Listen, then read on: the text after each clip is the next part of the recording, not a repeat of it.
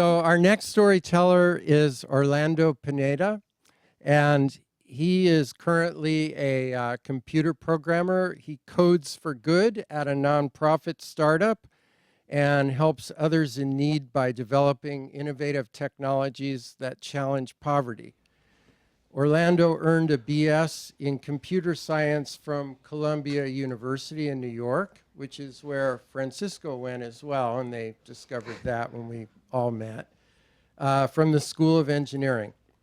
Outside of work, Orlando enjoys going on hikes with his dog, Nata, and he owns and has seen every, another pronunciation. Francisco is going to do these.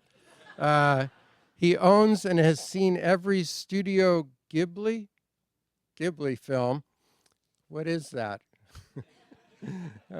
And hopes to continue this trend with any future releases. So he has never performed in front. I mean, this is a coder, so give him all the warmth in your hearts, because he's a brave coder.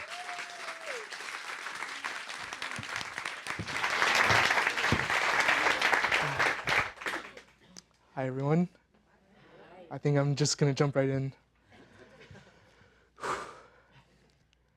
So it was my sophomore year at Columbia University, and I was struggling. I knew college would be difficult, but I never thought I would go that many nights without sleep. I mean, why should I struggle this hard when my future was in chains? Why was my future in chains? Well, I was undocumented. I was an undocumented student attending one of the most prestigious universities in the world, which meant that come graduation, despite having a fancy and expensive degree, I wouldn't be able to do anything with it. As time passed and graduation came closer, it became harder and harder to convince myself that this was all worth it. That is, until something amazing happened. The DREAM Act was up for vote in the Senate, an act that would unchain my future and provide me with a path towards citizenship. Obviously, I became excited. I began to dream and fantasize about all the things I would do once the DREAM Act was in place. I would get my first job in my field of study.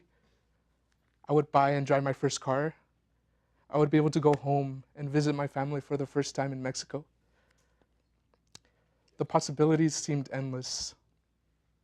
In hindsight, I should have known not to get too excited. I guess, in my mind, it was a no-brainer. They had to pass the DREAM Act. How could they not? How could they destroy the dreams and futures of me and my family? But they did just that. They destroyed it. Everything. The cloud I had been dreaming on suddenly faded. And as they let the DREAM Act die in the Senate, so had my dreams. I came crashing back to earth, back to reality. But as I fell, instead of landing back on the surface to normality, it broke. I broke. And when I landed, it was pitch black. Things shouldn't have been different. Things were just like before, right? But they weren't. I wasn't. Light wasn't penetrating this far. I was in a dark place, a place I would spend the next long years of my life in. In my culture, we don't really acknowledge depression. But from what I know now, this is exactly where I had landed. My grades dropped. My motivation dropped. I suddenly became a hermit-like robot that would hide from the world. I suddenly became a hermit-like robot that would only do the minimum in school, social, and work. I suddenly became a hermit-like robot that would hide from the world in shame at every opportunity. Shame. I felt unwanted, like I didn't belong there, or anywhere else in this country. It brought back thoughts and experiences that I had when first arriving to college. Thoughts and experiences that I had kind of shoved off when they happened. But looking at them in this new state of darkness caused me great pain. and nurtured the flames of negativity in which I was burning. It became immediately apparent that I was different from a lot of the student body when I first arrived to Columbia. During orientation, we were asked about what we did that past summer. I stared in awe and amazement as these students described vacations and trips to parts of the world that I could only dream of visiting. In hindsight, it might have just been my mind romanticizing what these trips were really like. But in that moment, these people's horizon seemed so broadened that I felt belittled saying that I had spent the summer on campus, something that I thought was really cool. I remember a time when I got made fun of for the clothes I was wearing. I walked into the late night basement cafeteria and ran into some acquaintances from some of my classes. "Panda, what the hell are you wearing?" I just shrugged and didn't answer because I really didn't know how.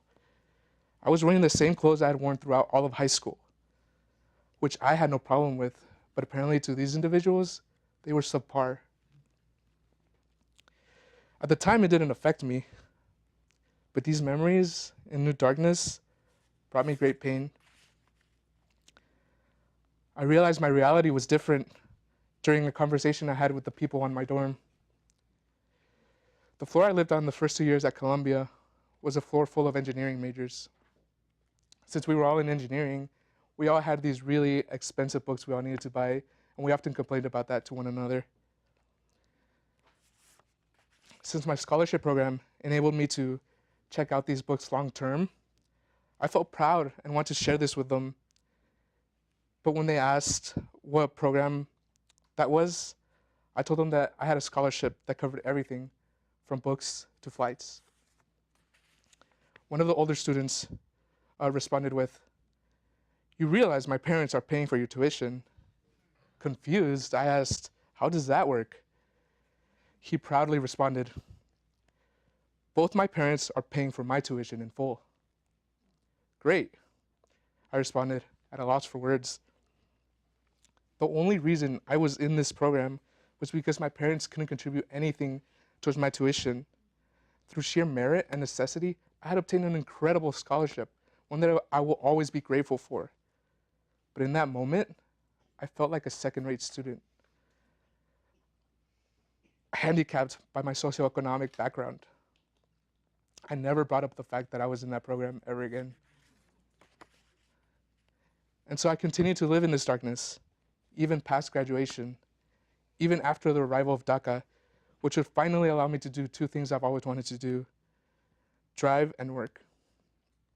Naturally, my family began to worry about me. My mom justified this robotic state as me recovering from the difficulties of school, but I could tell that she was worried. The turning point was when I was sitting in the office of my high school's alumni coordinator. She looked at me with a sense of worry and bewilderment. "Your degree is starting to stale. I don't understand. Are you actually trying?" No, I wasn't. In that state, I wasn't exactly knocking down doors to get the interviews and do my best to excel in them. Every company I applied to was the same, and as the rejection letters started to accumulate, it became harder and harder to motivate myself to even try to reach out. That was until she sent me an opening for a software engineer at a nonprofit tech startup. "Huh, that's different," I thought to myself. I applied, and to my surprise, I got an interview. I decided to give it one last shot and summon the last drops of motivation to prepare for the barrage of interviews that were to come. 3 interviews later, I had done it. I made it all the way to the last round, in which I would speak to the CEO of the company. He started the conversation with, "Let me tell you my story about why I started One Degree. You see, I grew up undocumented." Huh. I couldn't stop myself and blurted out, "Really?" A spark. I had a mini freak out inside of my head. Did that come out as weird? Did he think I was judging him for being undocumented? I wish I could have seen the look on his face, on my face. Oh, how ironic it would have been to come this far and fail for reacting like that. As he continued his story, I felt different. I didn't know what it was. That spark. Something had ignited. And all of a sudden, I had this insatiable urge to tell this person that I was undocumented too. Something that I had never felt before in my life. And so I told him, and it was amazing. For that brief moment, I was my old self again. The rest of the interview was a blur, but I ended up getting the job. But I didn't just get a job. I gained so much more. I left with a spark, a ray of light that would lead me out of that darkness. And as I finally stepped out of that darkness and realized something that I should have realized all along, which was that there should be no shame in one's struggle. In fact, it should be a source of strength, a source of pride. As undocumented people, we have to work so much harder to even reach the surface that everyone else is already standing on from birth. Through merit and tenacity and the help of our champions, we are capable of accomplishing amazing feats, such as graduating from Columbia and even becoming a software engineer. And with today's broken and unforgiving political climate, there are many, myself included, who are being targeted and are vulnerable, in danger of falling to that dark place where I once lived, or worse. And we simply cannot let that happen. Thank you.